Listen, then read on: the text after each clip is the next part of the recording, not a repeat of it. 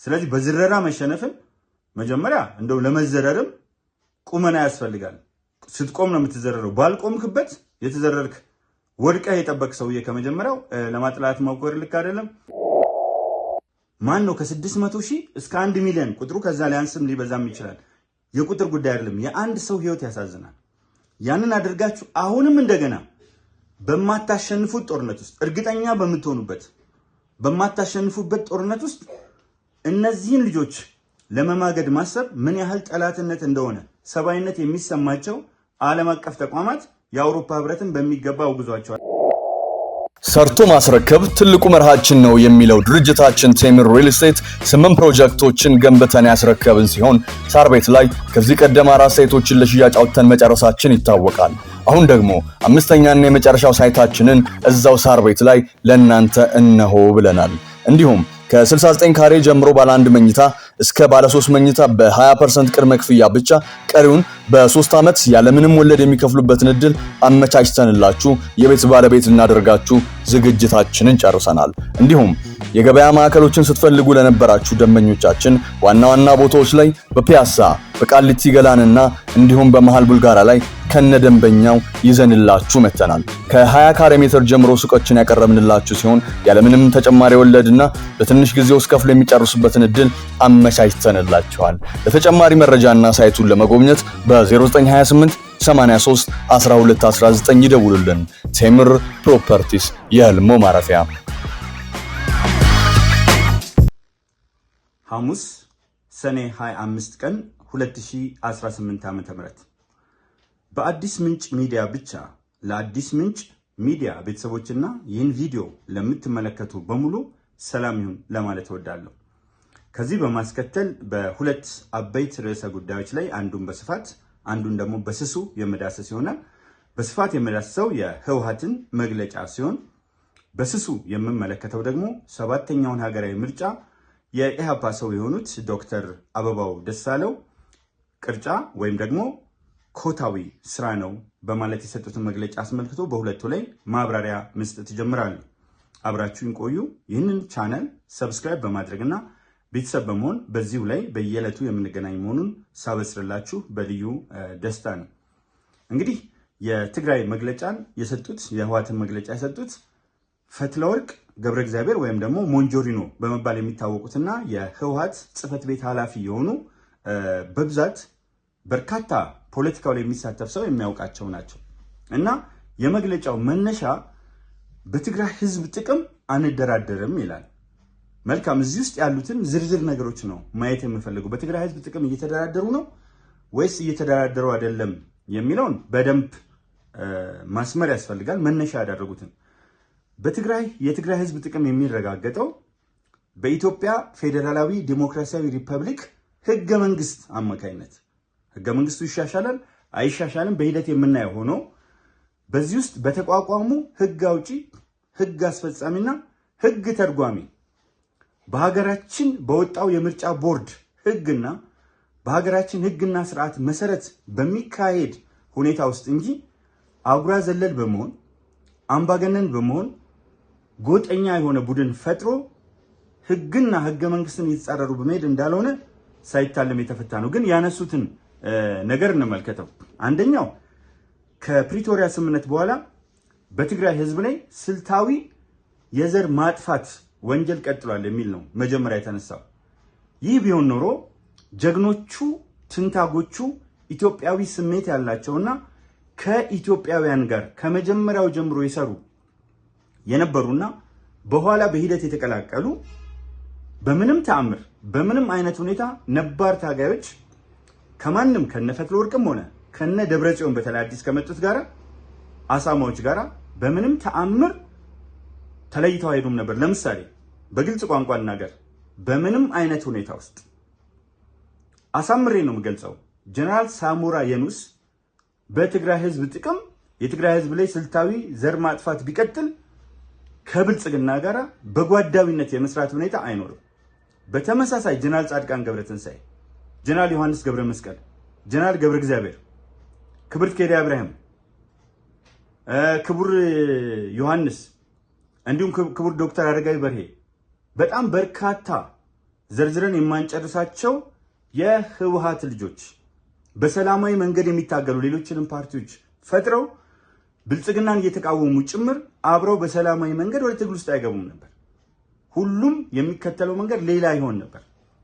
ስልታዊ የዘር ማጥፋት ቢኖር ኖሮ እናንተ አፈሳ አካሄዳችሁ በግድ አልዋጋም፣ ከወንድሞቼ የኢትዮጵያ ህዝብ ጋር አልዋጋም፣ እናንተን ወንበር ላይ ለማስቀመጥ እኔ ዊልቸር ላይ አልቀመጥም ያለው ትናንት እየመረቁ ልጆቻቸው እየመረቁ የሚለው ኮት አንኮት ውስጥ ነው ይልኩ የነበሩ እናቶችና አባቶች ዛሬ መሬት ላይ እየተንከባለሉ ልጆቻችንን አትወሰዱብን ብለው አይማጸኑም ነበር። በዚህ በኩል የዘር ማጥፋት ቢካሄድ ኖሮ ትናንትም እንዳነሳሁት ጀግኖቹ የትግራይ ወጣቶች ወደ እናት ሀገራቸው ኢትዮጵያ እንመጣለን አይሉም ነበር። እናንተ ደግሞ ኬላ አትዘጉም ነበር። ኬላ የዘጋችሁት በዚህ በኩል ያለው መንግስት ህጋዊ መሆኑን ህገ መንግስታዊ መሆኑን የትግራይን ህዝብ እንደ ማንኛውም ሌላው 80 ማህበረሰብ እኩል የሚያይ መሆኑን አድሎ የማይፈጽም መሆኑን ሴፍ ሄቨን ስለሆነች ኢትዮጵያ ትግራይ ውስጥ ሲኦል ስለፈጠራችሁ ከሲኦል ወደ ገነት ሰዎች እየሸሹ ብቻ ሳይሆን ይበልጡኑ ባገኙት መንገድ በሊቢያም በየመንም በሜዲትራኒያንም አሰቃቂ ህይወት ለማለፍ የትግራይ ልጆች የወሰኑበት ትልቁ ምክንያት እናንተ መንግስት ስልታዊ ጭፍጨፋ የሚፈጽም ሳይሆን ስልታዊ ጭፍጨፋ እየፈጸማችሁባቸው ስለሆነ ነው። ኢትዮጵያ ውስጥ 27 ዓመት ያነገሳችሁትን አምባገነንነት በትግራይ ህዝብ ላይ እየጫናችሁ ስለሆነ ነው። ስለዚህ ይህ መንግስት በምንም አይነት መንገድ በየትኛውም ህዝብ ላይ ጥላቻ የሌለው ከሁሉም የተውጣጣ የጋራ የሆነ መንግስት መሆኑን አስመሬላችሁ ልለፍ። ብዙ ሐሳቦች ስላሉ በርካታ ሐሳቦችን ስለማነሳ ፈጠን ለማለት እገደዳለሁ። ሌላው የፕሪቶሪያ ስምምነት ተጥሶ በትግራይ ህዝብ ላይ የድሮን ጥቃት ተፈጽሟል የሚል ነገር ነው ያነሱት። የፕሪቶሪያ ስምምነት ማንጣሰ ምንም እህል ሳላምጡ ማዋጥ ብቻ ይበቃል። በፖለቲካው መንደር ፍልስፍና አይጠይቅም። እህል አላምጦ እንደውም ማዋጥ ብቻ ይበቃል። ስለዚህ የፕሪቶሪያውን ስምምነት አንደኛ ክቡር ጌታቸው ረዳን ተልከው ከእናንተ ጋር አብሮ ይሰራ የነበረ ከማናችሁም የተሻለ የህወሓትን ዓላማ በመጀመሪያ ላይ ያስፈጽም የነበረ ሰው አልፈልግም ብላችሁ አንስታችኋል። የስብሃት ነጋ አሽአ ዳይነስቲ ስላልሆነ ጀነራል ታደሰ ወረደ ተልከዋል። በኋላ መጣበታለሁ ትዩ ምክር ቤት ስለሚባለው እሳቸውንም አልቀበልም ብላችሁ ደብረጽዮንን በህገወጥ መንገድ በምርጫ ቦርድ በኢትዮጵያ ህግ ተቀባይነት የሌለው ምክር ቤት በህገወጥ መንገድ በመሰብሰብ የፕሪቶሪያን ስምምነት ጥሳችኋል ብቻ ሳይሆን በበርካታ መንገዶች በማስታጠቅ መሳሪያ በመሰብሰብ ከሌሎች አካላት ጋር በመገናኘት በይፋ ጽምዶን በመመስረት ያለማፈራችሁ ይገርመኛል። ከሱዳን ጋር ከፋንዶ ጋር ከሸኔ ጋር ሸኔ አይደለም ከሸኔ ጋር ከራሳችሁ ፍጡራን ጋር ግንኙነት መፍጠር በበርካታ መንገድ የፕሪቶሪያን ስምምነት በይፋ በአደባባይ መጣሳችሁ እየታወቀ ይሄ አይናውጣ የሆነ ባህሪ ድሮ ዓለምን መሸወድ ይቻል ነበር። አሁን ግን አይቻልምና የመንግስት ጦር እየተሰማራ በድሮን ተደበደብን። ለመሆኑ በድሮን የተመታው የት ጋር ያለው የትግራይ ህዝብ ነው? ከምዕራብ ትግራይ እስከ ምስራቅ የት ጋር ያለው የትግራይ ህዝብ ነው በድሮን የተመታው? አፋር መጣችሁ፣ አፈር ድቤ በላችሁ። ወደ ሱዳን እንደተለመደው በመርሲነሪነት ይሄ ወርቅ በመቆፈር ብቻ አይደለም፣ ወጣቱን በዶላር በመሸጥ ሱዳን ውስጥ ባለው ጦርነት ከአልቡርሃን ጋር በማሳለፍና በማዋጋት ዓለም አቀፍ የሆነ ችግር የምትፈጥሩ ሰዎች መሳሪያ ይዛችሁ አፈር ስትበሉ ህዝብ በድሮን ተጨፈጨፈ። ለምንድነው ህዝብ በድሮን የሚጨፈጨፈው? ምን አድርጎ ነው? የትስ ጋር ነው የተጨፈጨፈው? ስለዚህ እንዲህ አይነት በጣም የወረደ መግለጫ ነው። ሙሉ መግለጫው የወረደ ነው፣ የታወቀ ነው። ከህወሓት የተተነተነ የበሰለ ለህዝብ የሚጠቅም ለሀገር የሚበጅ ለኢትዮጵያ ህዝብ አጠቃላይና ለትግራይ ህዝብ በተለይ የሚበጅ መግለጫ እንደማታወጡ የታወቀ ነው። ምክንያቱም አሽአ ነው፣ የስብሃት ነጋ ዳይነስቲ ነው፣ የሻዕቢያ ዳይነስቲ ነው ትግራይን ቀይዶ ያዘው። በእርግጠኝነት ወገናችን የትግራይ ህዝብ ከዚህ ነፃ ይወጣል እና መንግስት ከምዕራብ ትግራይ እስከ ምስራቅ ትግራይ ጦር እያሰማራ ነው። ይሄ ደግሞ በጣም የሚያሳፍር ነው። በፕሪቶሪያ ስምምነት መሰረት እኮ ፌዴራል መንግስቱ ነው የሚቆጣጠረው ትግራይ ነው።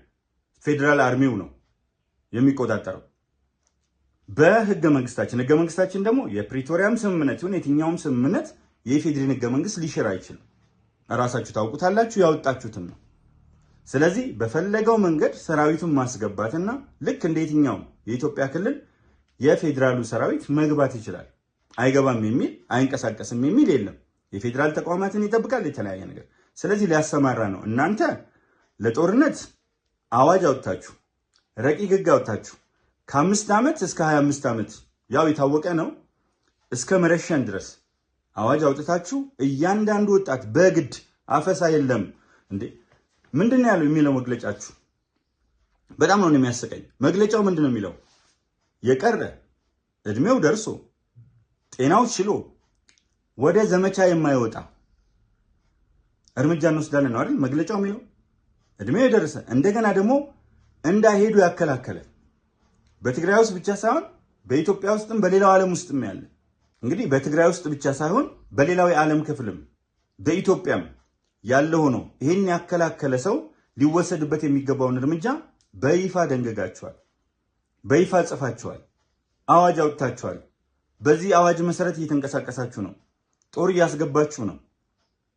ስለዚህ ታጣቂዎችን ባላስፈላጊ መንገድ ማደራጀት የፕሪቶሪያውን ስምምነት የሚጥስ ነው። ድሮን አለን ማነው ጸረ ድሮን አለን፣ ይህን እናደርጋለን፣ ይህን እንወስዳለን። በይፋ የጣሳችሁትን አሁን ፌዴራል ሰራዊቱ በፈለገው መንገድ የፈለገው ኢትዮጵያ ክልል ውስጥ ሰራዊቱን የማሰማራት መብት አለው ብቻ ሳይሆን ግዴታም ነው የሚሆነው። ስለዚህ በምዕራብ ትግራይ በምስራቅ ትግራይ ወደ ራሱ ቦታ ውስጥ አይሄድም አያልፍም ብላችኋል። እሱን በሂደት አብረን የምናየው ይሆናል። አሁን የሐራ መሬት ያለው የትግራይ ነፃ ስምረት ፓርቲም ሆነ ሌሎች በጣም በርካታ ፓርቲዎች እንዲሁም ደግሞ የትግራይ ልጆች ዛሬ ተደራጅተው በሚገባ ይህንን ለዘመናት ላያቸው ላይ ተጭኖ የነበረ ነቀርሳ ቡድን ነቅሎ ለመጣል ትግል እያደረጉ ነው። ስለዚህ ሰራዊት አሰማራብኝ የሚለው ነገር በጣም የሚገርም ነገር ነው። ሌላው አሜሪካና አውሮፓ ህብረት አላችሁ በበዳዩ የኢትዮጵያ መንግስት ሳይሆን በተበዳዩ ህወሓት ላይ መግለጫ አውጥታችኋል። ሲጀመር ህወሓት የሚባል ፓርቲ የለም። አንድ ፓርቲ ሊቋቋም የሚችለው በሀገር ባለ የምርጫ ቦርድ አማካይነት ነው። በምርጫ ቦርድ በይፋ ተሰርዛችኋል። አሸባሪ የሚለው ስም የተነሳላችሁ በፕሪቶሪያ ስምምነት መሰረት ነው። እሱ ተመልሶ አሸባሪነታችሁ በይፋ እንደሚታወጅ አልጠራጠርም። ከዚህ በላይ አሸባሪነት ስለሌለ በተረፈ ግን የላችሁ። እንዲህ የሚባል ፓርቲ የለም። ህወሓት የሚባል ፓርቲ ምርጫ ቦርድ ሰርዞታል። እና የአውሮፓ ህብረትና አሜሪካ ያወጡትን መግለጫ አስመልክቶ ሃርድ ላይነርስ በሚል በቀጥታ የቪዛ እገዳ ተደርጎባቸዋል። የቪዛ እገዳውን የግለሰቦች ሳይሆን የፓርቲው ነው የሚል ነገር አውጥታቸዋል።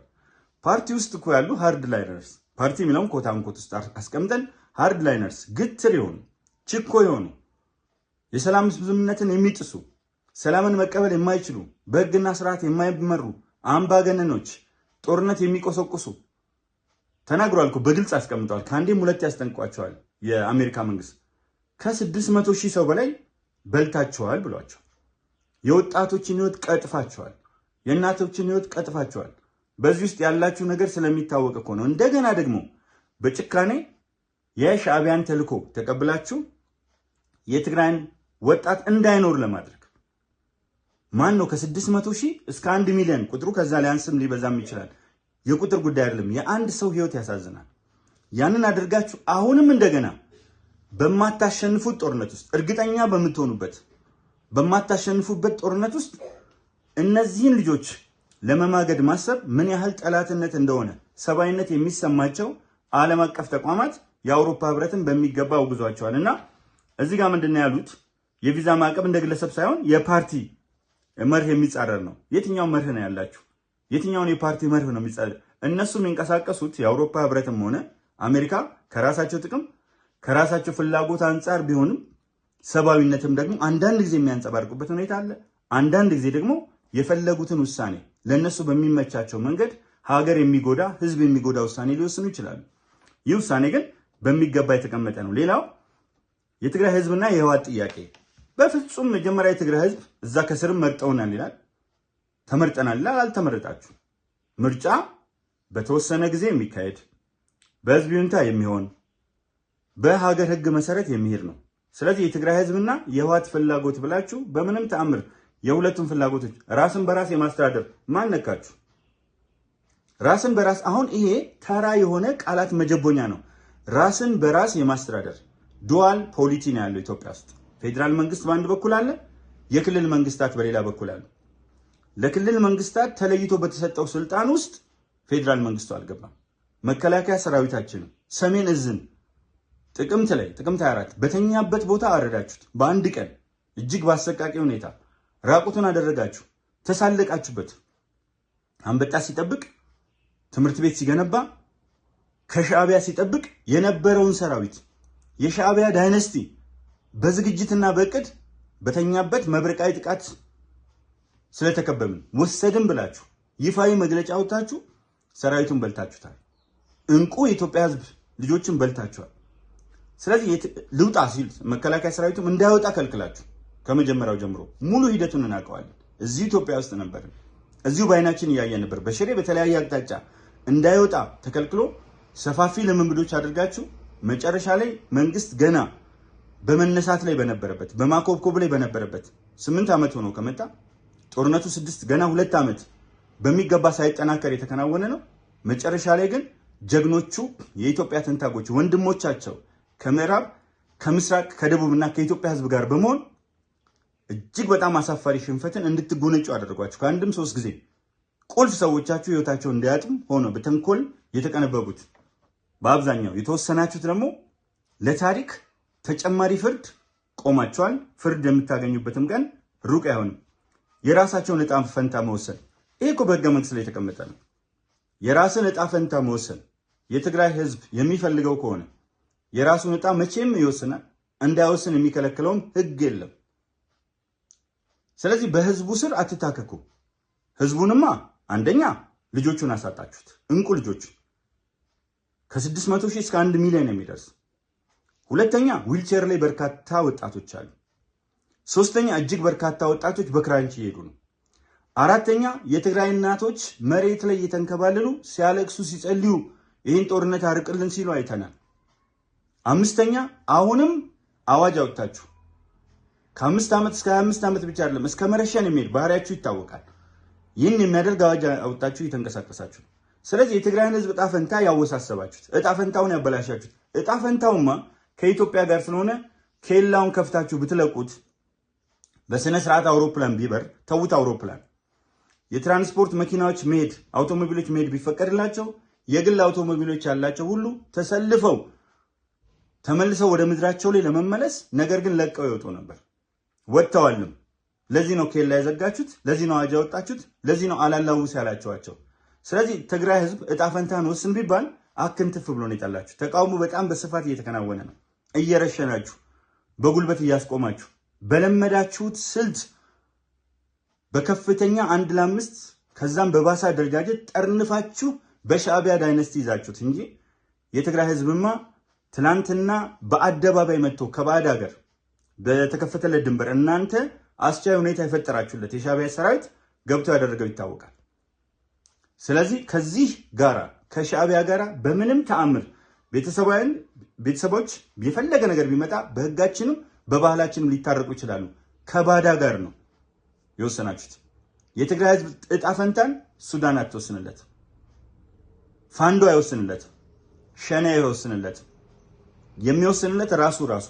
ስለዚህ እንዳይወስን አድርጋችሁ ይዛችሁ ከመጀመሪያው ጀምሮ ሌሎች ፓርቲዎችን እናንተ በሚመስላችሁ ጠፍጥፋችሁ ካልፈጠራችሁ ስንትና ስንት የትግራይ ልጆችን እንደበላችሁ የትግራይ ህዝብ 1 2 3 4 ብሎ ጠንቅቆ የሚያውቀው ነው። ሌላው መግለጫው ላይ ያለው አስቂኝ ፓርት የአሜሪካ ጥቅም የሚረጋገጠው ከህወሓት ጋር በመጻረር ሳይሆን ከህወሓት ጋር አብሮ በመስራት ነው። እዛ አብረህ ነው የሚለው ያው የታወቀ ነው። አብሮ በመስራት ነው የሚል ደግሞ አንድ በጣም ፈኒ የሆነ ፓርት አለ። በጣም አስቂኝ የሆነ ለመሆኑ የአሜሪካ መንግስት ጥቅሙ የሚረጋገጠው ከማን ጋር በመስራት እንደሆነ የማያውቅ ይመስላችኋል? ሲጀመር ደግሞ አለው በምርጫ ቦርድ የተሰረዘ የኢትዮጵያ ህዝብ የተፋው ምንም አይነት ጥቅም ሊሰጥ የማይችል አሸባሪ ፓርቲ ጋር ሳይሆን የአሜሪካ ጥቅሞች የዓለም ጥቅሞች በጂኦ ፖለቲክስ ውስጥ ከጂኦ ስትራቴጂክ ሎኬሽን አንጻር ብቸኛው እኮ የአሜሪካ ቋሚ የጦር ሰፈር ያለው ጅቡቲ ውስጥ ነው። ብቸኛው በአፍሪካ ውስጥ ብቸኛው የአሜሪካ የጦር ሰፈር ያለው ጅቡቲ ውስጥ ነው። ቋሚ የሆነ ጊዜያዊ የትኛውን ቦታ ላይ ሊያደርጉ ይችላል። ቋሚ ግን ለረጅም ጊዜ ጅቡቲ ውስጥ ነው። ባብኤል መንደብ 12% የሚሆነው የዓለም ንግድ የሚተላለፍበት ቦታ ብቻ ሳይሆን እጅግ ወሳኝ ቦታ ነው። እዚያ አካባቢ ላይ የተለያዩ አሸባሪዎች ብላ አሜሪካ የፈረጃቻቸው ኃይሎች አሉ። እነዚህን አሸባሪዎች በማስቆምም ሆነ ሰላም በማስከበር ረገድ የኢትዮጵያ ሰራዊት እኮ ሱዳን ውስጥ ሰላም እያስከበረ ነው። ደቡብ ሱዳን ውስጥ፣ ሶማሊያ ውስጥ፣ በተለያዩ ሀገሮች ውስጥ የአሜሪካ ጥቅም የዓለም ጥቅም የሚረጋገጠው ህጋዊ ከሆነ ጠንካራ ከሆነ የተምሳሌትነት ጉዞ ከጀመረ መንግስት ጋር እንጂ ከህወሓት ጋር አብሮ በመስራት አይደለም። ብቻ ሳይሆን በምንም ተአምር ህወሓት አይደለም ከአሜሪካ መንግስት ጋር በህግ መሰረት ከሌላ ሀገር ጋር ከጎረቤት ሀገር ጋር ከኢትዮጵያ ጎረቤት ሀገር ጋር መደራደር አይችልም።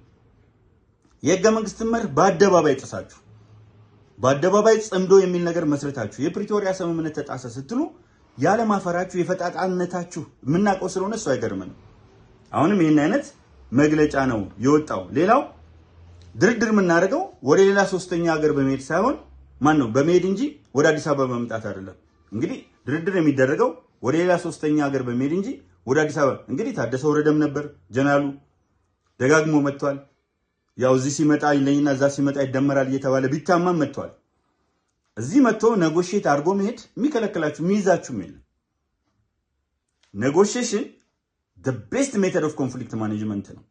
ሶስተኛ ወገን ጣልቃ ሳይገባበት። ነገር ግን ሶስተኛ ወገን እያላችሁ የምትፈልጉት ነገር አንደኛ ለማራዘም፣ ሁለተኛ ያው በፖለቲካውም በጦርነትም ይታወቃል ቱ ባይ ታይም ጊዜ ለመግዛት እኩይ ዓላማችሁን ለማደራጀት እኩይ ዓላማችሁን ለማሳካት በግድ እየወሰዳችሁ የምትመለምሏቸውን ልጆች መሳሪያ ሲይዛችሁ በለብለብ ለመማገድ ባልተወለደ አንጀታችሁ ባልተወለደ እንደ ኢትዮጵያዊ ሻቢያ ስለሆናችሁ ባልወለደ ምን ቸገራችሁ? የእናንተ ልጆች ያሉት ውጪ ላይ ነው፣ ቤተሰቦቻችሁ ያሉት ውጪ ነው። ስለዚህ ባልተወለደና ባልወለደ አንጀታችሁ በትግራይ ወጣት ላይ ቁማር ለመስራት የምታደርጉት ጉዞ ነው። ለዚህ ለማራዘም ወደ ሶስተኛ ሀገር ሄደን ከዛ ይራዘማል፣ የሆነ ነገር ይሆናል፣ ጊዜ ትገዛላችሁ። መንግስት ድርድር ላይ ነው ተብሎ ይዘናጋል ነው። እዚህ ያለው መንግስት ከናንተ በላይ አራዳ፣ ከናንተ በላይ ቆቅ፣ ከናንተ በላይ ሁኔታዎችን መተንተን የሚችል አካሄዱን የሚያውቅ ነው። ህወሓት ትልቁ ኃይሏ ያለው እኮ እዚህ ነው። ትልቁ ኃይሏ የነበረው ያለው እዚህ ነው። ኮር ወታደራዊ አመራር፣ ኮር ሲቪል አመራር እደጋግመዋለሁ በደንብ መያዝ ስላለበት እሱ ያለው እዚህ ነው። እዛ ያለው ባዶ መንፈስ ነው። የጥላቻ የሻቢያ ዳይነስቲ ነው። ለዚህ ነው እኮ የትግራይ ልጆች እነማን ትግራዋይ እንደሆኑ፣ እነማን ተጋሩ እንደሆኑ፣ እነማን ሻቢያ እንደሆኑ፣ እነማን አድዋ ሽረና አክሱም ላይ የሰፈሩ የሻቢያ ቤተሰቦች እንደሆኑ ጠንቅቆ ስለሚያውቅ ከቤተሰቦቹ ጋር ለመገናኘት የሚያደርገው ጥረት ከኢትዮጵያን ጋር ለመገናኘት የሚያደርገውን ጥረት ለማኮላሸት የምታደርጉትና በጭካኔ እናንተ ምሽግ ውስጥ ተደብቃችሁ ኤክስካቬተር አምታችሁ ወርቅ ለመቆፈር እየተጠቀማችሁ ምሽግ ውስጥ ተደብቃችሁ ወጣቱን ፊት ለፊት ስትማግዱት ባይኑ አይቷል። ዛሬ የትግራይ ህዝብ የሚሸወድ አይደለም። በሚገባ ጣፈንታው ከማን ጋር እንደሆነ ያውቃል። በእርግጠኝነት ደግሞ የትግራይ ህዝብ ጣፈንታ የትግራይ ህዝብ የራሱን ድል በራስ የመወሰን እንደ ሌሎቹ ከተሞች የትናየት የኮሪደር ልማት ማለት ሙሉ የከተማ ልማት ማለት የገበሬው አርሶ አደሩ በከፍተኛ ደረጃ የሚቀየርበት ህይወት እዚህ ጋር ነው ያለው። ይሄ ይሆን ነበረ የትግራይ ህዝብ ጣፈንታማ የትግራይ ህዝብ ፍላጎትማ መልማት ነው።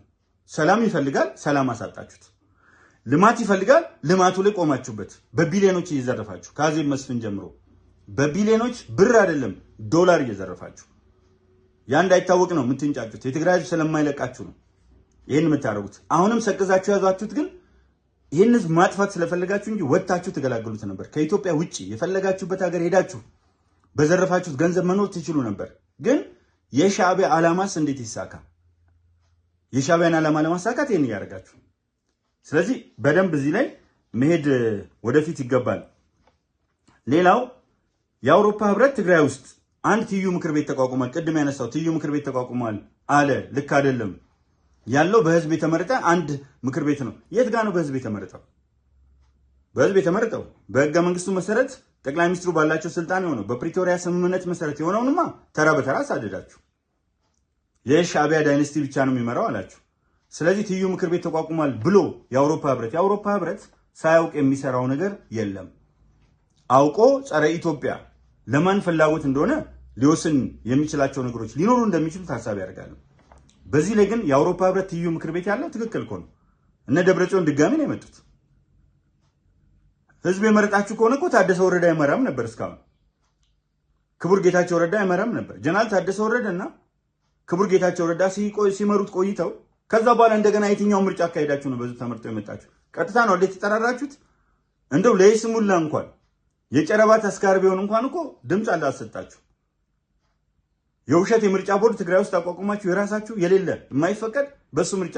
ስለዚህ በህዝብ የተመረጠው የምትሉት ክቡር ጌታቸው ረዳ ነበሩ። ይሄው በህዝብ የተመረጠውማ በህግ የተመረጠው በፊትም ምርጫ ውስጥ የነበረ ሰው ይሄው ጀነራል ታደሰ ወረደ። እነሱን ትታችሁ የተበተነ ምክር ቤት ሰብስባችሁ ስንት አይነት ጥሰት ነው የፈጸማችሁት። ግን ያው ያዳቆነ ሰይጣን ሳያቀስ አይለቅም ይባላል። በእርግጥ ሰይጣን ሊያዳቆን አይችልም፣ ሊያቀስም አይችልም። ግን አባባሉን እንድትወስዱልኝ ብዬ ነው እንጂ አንዱ ከማልወደው ነገር ያዳቆነ ሰይጣን ሳያቀስ አይተውም አይነት ነገር ትንሽ የማይመቸኝ አባባል ነው። ሌላው ብልጽግና ጸረ ሰላም ነውና ዓለም አቀፉ ማህበረሰብ ጫና ያደርግበት። ብልጽግና የሰላም አባት ነው፣ የሰላም ዘብ ነው፣ የሰላም ተምሳሌት ነው። የሚፈልገው ወደፊት ለፊት መራመድ ብቻ ነው። ብልጽግና እኮ ጋምቤላ፣ ቤንሻንጉል ጉሙዝ ሁሉም ክልሎች ሰላም አስፍነዋል። ሀረሪ ኦርዲን በድሪም የሚባል የራሳቸው ልጅ አለ፣ ሰላም አስፍነዋል። ማዕከላዊ ኢትዮጵያ ሰላም አስፍነዋል። ደቡብ ኢትዮጵያ፣ ደቡብ ምዕራብ ኢትዮጵያ፣ ሲዳማ፣ ሶማሊ፣ አፋር አይተውት የማያውቁትን ሰላም አስፍነዋል። ትግራይ ሰላም ጠፋ። ለምን? በእናንተ። አማራ ክልል ያለው የሰላም መስተጓጎል ጭልጭል መስተጓጎል እናንተ በፈጠራችሁት ፋንዶ፣ አብራችሁት በምትሰሩት ፋንዶ፣ በጽምዶ የእንጀራ ልጅ ፋንዶ እንደ ትላንትናው ሸውዳችሁ። ድሮ 17 የታጠቁ የፖለቲካ ድርጅቶች ነበሩ። ህወሓት ገባችና ከዛ በኋላ ከጨዋታ ውጭ አደረገቻቸው። እነ ኦህዴድን፣ ደኢህዴንና ብአዴን ውስጡ ያሉትን እንኳን እንደው የሆነ የበይ ተመልካች አድርጋ በዋናነት እየበላች የተወሰነ ፍርፋሪ እየጣለች እህት ድርጅት ሌሎቹን ደግሞ አጋር ብላ ኖረች። ያንን ትሬንድ መድገም ነው። በነገራችን ላይ ብልጽግና የሰላም መሆኑ የምታዩት በርካታ ሰላም ያልነበራቸውን ቦታዎች ሰላም አመጣ። ማን ነው ሰላም የሚያጠፋው? ቁጥር 1 ህወሓት ነው። ከማን ጋር ነው? ከባዳ ጋር ነው። ሁለተኛው ፋንዶ ነው። ፋንዶ የማን ልጅ ነው? የህወሓት። ከማን ጋር ነው? ከሻዕቢያና ከባዳ ጋር። ጽምዶን እኮ አሳያችሁ። ሳታፍሩ ሰዎች መጡ ኢትዮጵያን ለማፍረስ ዘላለም የሚሰሩ እና አንዳርጋቸው ጽጌ እኮ ሱዳን መጥተው ሰሩ። ስለዚህ አሁን በሚገባ እንተዋወቃለን። የኢትዮጵያ ህዝብ ጥንቅቅ አድርጎ 27 ዓመት ያውቃቸዋል። አትሸውዱትም። ሌሎች እኮ አይደላችሁም። ሌላ አዲስ መንፈስ አዲስ አስተሳሰብ ይዛችሁ የመጣችሁ አይደላችሁ። ችኮ መንቻካ መሆናችሁን ገታራ መሆናችሁን የኢትዮጵያ ጥንቅቅ አድርጎ ያውቃል። ሌሎቹ ቀሪ ነጥቦች አፈሳ እየተካሄደ ነው የሚባለው እንግዲህ የአውሮፓ ህብረትንም አሜሪካንም ነው። ውሸት ነው። አፈሳ እያካሄድን አይደለም። ይህም በጣም ስለሄድኩበት አልደግመውም። ሌላው የትግራይ ተፈናቃዮች መመለስ አለባቸው። እንዳይመለሱማ መያዣ ያደረጋችሁት እናንተ ናችሁ። ገንዘብ ማግኛ መያዣ፣ የፖለቲካ ጥቅም። ወንጀል የሚፈለጉ በወንጀል በህግ ይቅርታ የሚደረግላቸው ከሆነ በሂደት ይደረጋል። ግን በወንጀል የሚፈለጉት ህዝብ የጨፈጨፉት በስነ ስርዓት ማስረጃ ያላቸው ይጠየቃሉ።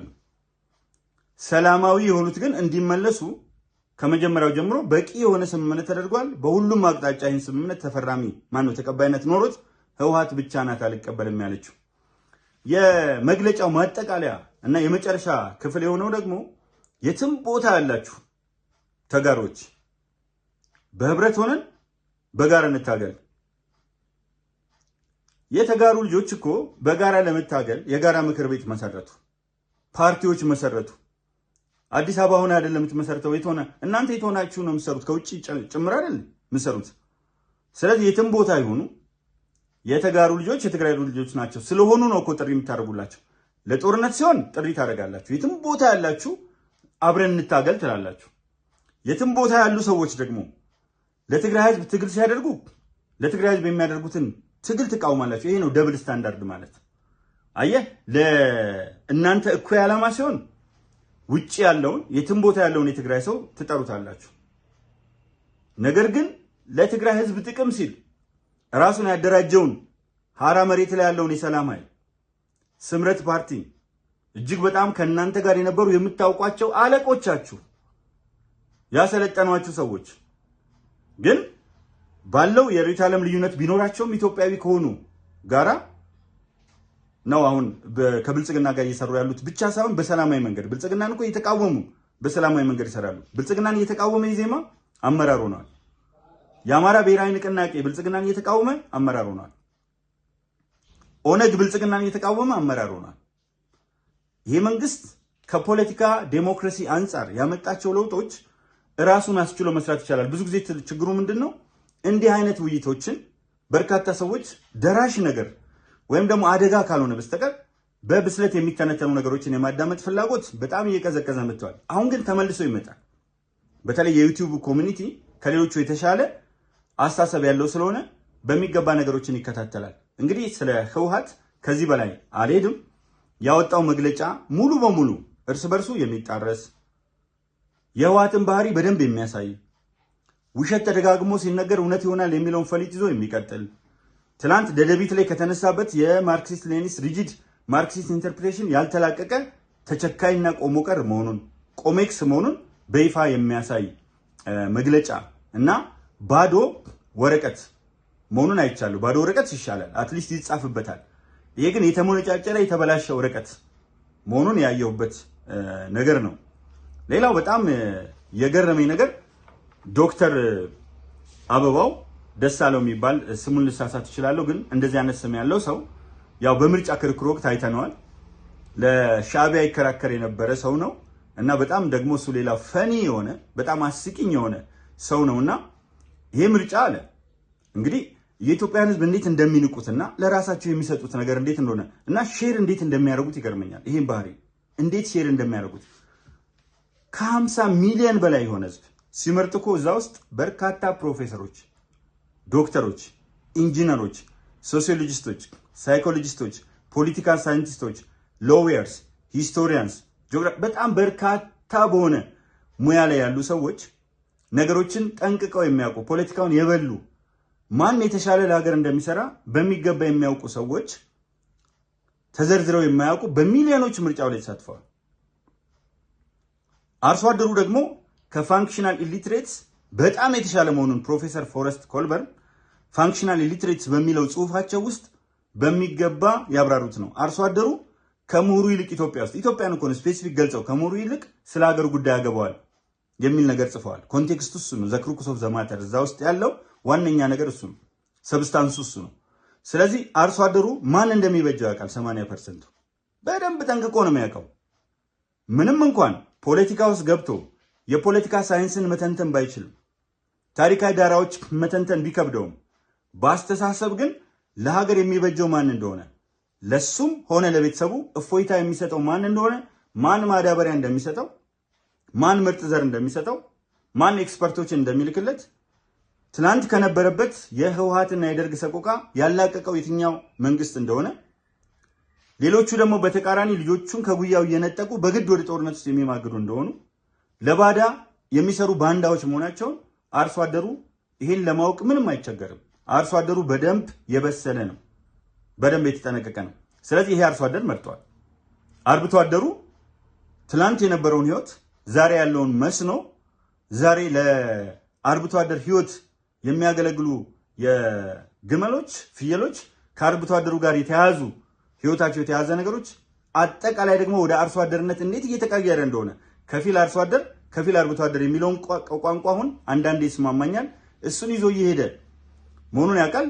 ዝንጥ ብሎ መርጧል። የከተማው ህዝብ የመጡለትን 580 ሺህ ቤቶች ብቻ ሳይሆን የኢትዮጵያን የተምሳሌትነት ጉዞ ትላንት ልጆቹ ምን አይነት ህይወት ውስጥ ይኖሩ እንደነበር፣ ምን እያዩ ያድጉ እንደነበር ፒያሳም፣ ካሳንቺስም፣ 4 ኪሎም በብዙ ተራዎችም ልጆቹ እንዴት ያድጉ እንደነበርና አሁን ግን ቢያንስ ሰዎች ወደሚኖሩበት ሰላማዊ ህይወት ጠጋ ያለ ትላንት የነበረውን መሸታ ቤት፣ ትላንት የነበረውን ጫት ቤት፣ ትላንት የነበረውን ሐሺሽ ቤት፣ በትምህርት ቤቶች ዙሪያ የነበሩትን አዋኪ ሁኔታዎች አንድ በአንድ ያውቃቸዋል።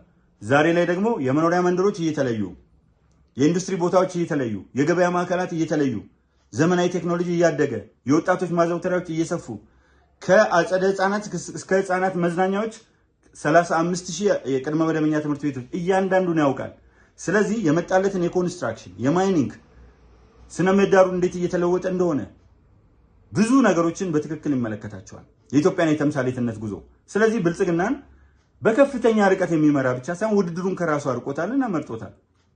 ይሄን ሁሉ ንቆ ኮታ፣ በነገራችን ላይ ኮታ አይደለም የተወሰኑ ሰዎች እንዲሳተፉ መደረጉ ዴሞክራሲውን በጣም የሚያሳድግ ብቻ ሳይሆን ፈርጀ ብዙ ጠቀሜታዎች አሉት። ባለፈው ስለዘረዘርኩ እዛ ውስጥ አልገባም። አካቶ የሆነ ኢንክሉሲቭ የሆነ ፓርላማ ይሄው ከፊት ለፊታችን መጥቷል። አንተን እኔ ኢትዮጵያ ህዝብ ምን ብሎ ድምጽ ሊሰጣችሁ ይችላል? ዶክተር አበባው እኔ ባንተ ላይ አልገባም። ዝም ብሎ አንዱን የምርጫ ክርክርና ስትጠየቅ የምትመልሰውን መልስ የምትሆነውን ሁኔታ ፊትህንና አጠቃላይ ደግሞ ድንገት ወፍ ዘራሽ ሆነ ነው በምርጫ ውስጥ የመጣው እንደሱ መምጣት ይቻላል። ግን ትንሽ እንኳን እንደው በፖለቲካው ተንቀሳቅሶ መኖርህን ያወቅነው ምርጫ ሲደርስ ነው። መኖርህን አንድ ሰው እኮ ወደ ምርጫ ሲመጣ ተወዳዳሪ የሚሆን ህዝብ የሚመርጠው የሚያውቀው ሰው ነው። መኖርህን ዶክተር አበባው የተባለ አበባው ደሳሌ የተባለ ሰው መኖሩን ያወቅነው ምርጫ ሲደርስ ነው። ከዛ ውጭ እኮ በምንም አናውቅም። ወይ የሆነ ቦታ ላይ አሉ ሰዎች፣ በብዛት የሚታወቁ ሰዎች አሉ። ግን ድንገት መተህ ምርጫውን ለማጣጣል ቅርጫና ኮታ ብለህ መናገር ትንሽ እኔ ሊያሳፍርህ ይገባል። እንደው መካሪዎችም ካሉ ቢመክሯችሁ ጥሩ ነውና ቀስ እያላችሁ ቢሆን ፍየል ከመድረሷ ቅጠል በበጠሷ ባይሆን። ህዝቡ አልፈለገም። ሁለት ምናምንም ድምፅ አይሰጥህም። በየቦታው በየምርጫ ጣቢያው ዞር ዞር ብለን ለማየት ሞክረን ነበር። ምክንያቱም ህዝቡ አክንትፍ ብሎ ጥሏቸዋል። አይፈልጋችሁ፣ ማየትም አይፈልግም። ማን እንደሚበጀው ማን እንደማይበጀው ያውቃል። ዋጠው፣ የዚህን ምርጫ ውጤት ዋጠው። አንተ ዋጥከው አልዋጥከው ኢጋድ ውጦታል፣ አፍሪካ ህብረት ውጦታል፣ አውሮፓ ህብረት ውጦታል፣ ዓለም ውጦታል። ከሁሉም የሚበልጠው ኢትዮጵያ ህዝብ ድብን አድርጎ ማን እንዳሸነፈ ያውቃል። ስለዚህ በዝረራ መሸነፍን መጀመሪያ እንደው ለመዘረርም ቁመና ያስፈልጋል። ስትቆም ነው የምትዘረረው። ባልቆምክበት የተዘረርክ ወድቀህ የጠበቅ ሰውዬ ከመጀመሪያው ለማጥላት መውቆር ልክ አይደለም። እንግዲህ እዚህ ጋር ይበቃኛል። ፈጣሪ ኢትዮጵያን አትረፍርፎ በሙላት ይባርክ። ሀገራችን ኢትዮጵያን ሰላም ያደርግልን። ልብ ለልብ ተገናኝተን በሐሳብ ብቻ የምንወያይበትና ህዝባችንን በተለይ የማባላት ጉዞ እንዲገታ እመኛለሁ፣ ጸልያለሁ፣ ጸሎቴ ነው። ፈጣሪ እደግመዋለሁ። ኢትዮጵያን አትረፍርፎ በሙላት ይባርክ። ታዬ ቦጋለ አረጋ ኢልመደስ ኦዳ ቆርቻ ቡዳ ነበርኩ።